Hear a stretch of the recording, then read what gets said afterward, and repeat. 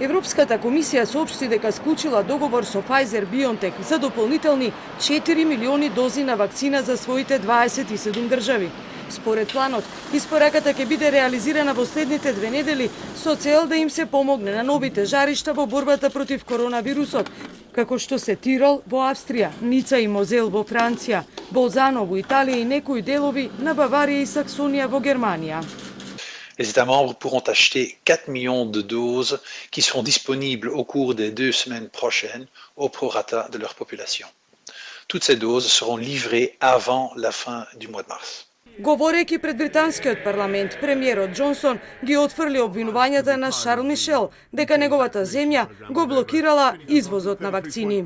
We can also be proud of the support the UK has given to the international COVID response, including the £548 million we've donated to COVAX. I therefore wish to correct the suggestion from the European Council President that the UK has blocked vaccine exports.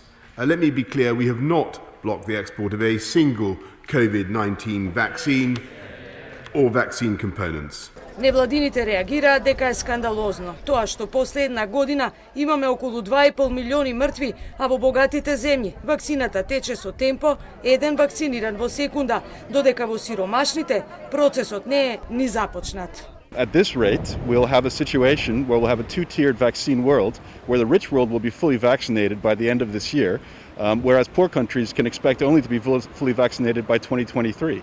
And this is completely unacceptable.